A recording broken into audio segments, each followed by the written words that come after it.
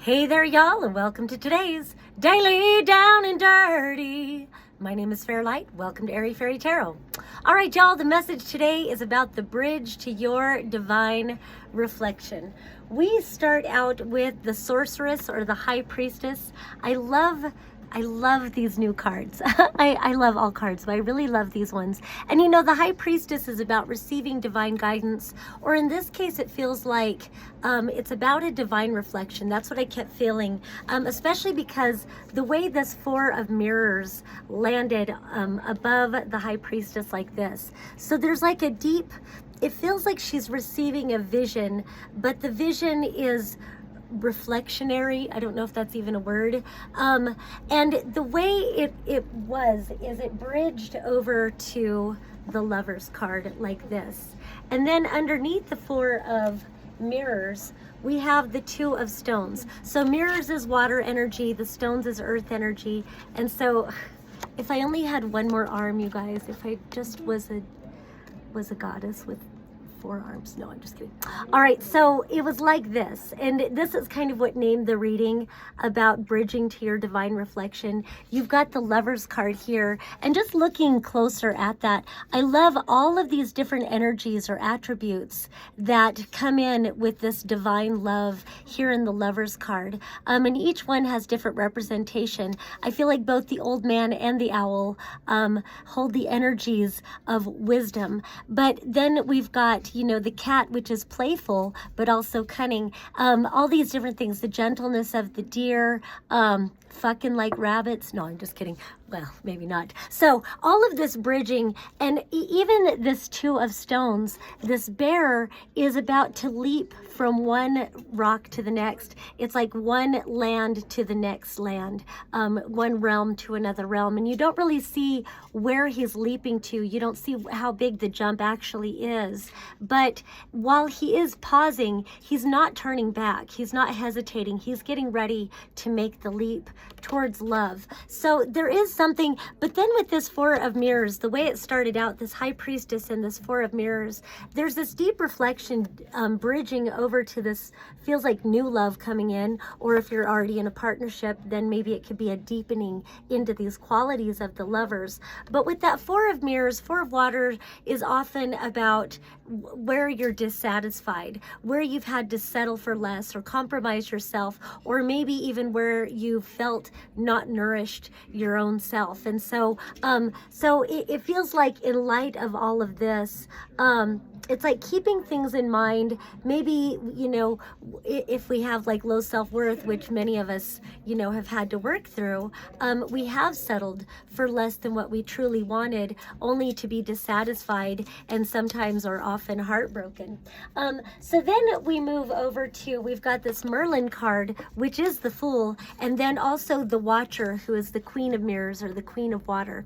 I love that the Fool is represented by an old man, by an old wizard. Normally it's the magician that's associated with the wizard, you know, it's the magician, it's the number 1 card. But we've got him here on the Fool card. The 0 I usually take as the great womb of creation, the great goddess. It's the realm of all potentials and all possibilities. It's the imagination.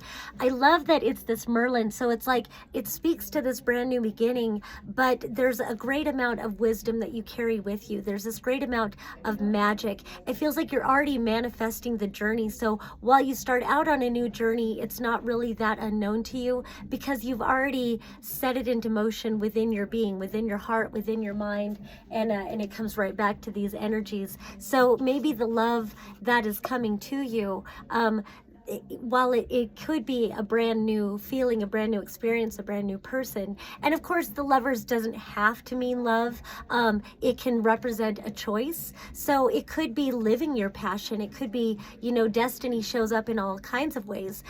This could be your destined path for your career, or your destined path for finding a new way to express yourself, or, you know, a destined path towards starting a family. Like, it could be any number of things, but it's just a brand new love, and whatever love that is personal to you. So I really like that. But again, it's something that you have wisely already cultivated energetically. And so then we've got the Watcher, the Queen of Mirrors. It just feels like there is a need to be observant. It kind of gives a Hanged Man kind of energy. This Queen, this Watcher, being very self-reflective. I think whatever this new energy is, again, whether it's love, whether it's career, whatever it is, there's a need to really observe yourself, where sometimes, you know, we fuck around and find out, and we're not really aware of ourselves, and we're not aware of our own patterns of thought, our own patterns of behavior,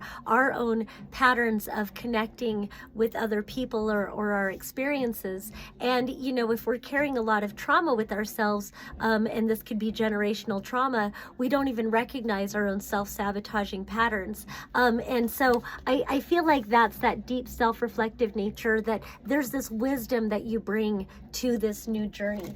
And then that's only further clarified with the actual Hanged Man. And then we've also got the Two of Mirrors, which is nice. But then we've also got the Six of Mirrors. This came up the other day, as well as the Five of Scrolls, which would be Five of Swords. Both of these cards came up in the reading the other day. And so again, it's about that reflecting and being very self-reflective, being very self-aware of your own limiting patterns, your own limiting thoughts and beliefs, and learning to recognize that what you vibrate, what you believe, is what you manifest. And so a lot of times when your manifestations aren't working out the way you want them to, there's a need to go deeper within this great self-reflection and find what needs to be nourished and what needs to be released. And, you know, it helps to clarify, like, what am I manifesting that I really don't choose, that I really wouldn't choose, that I don't prefer?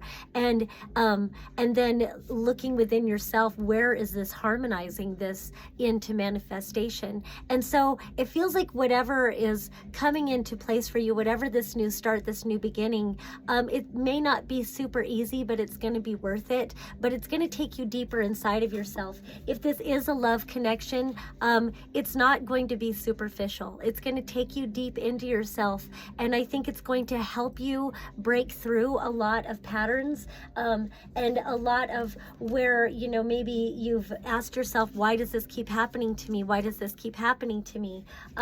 Now you can see, oh, I see why I keep manifesting this. It's been me all along.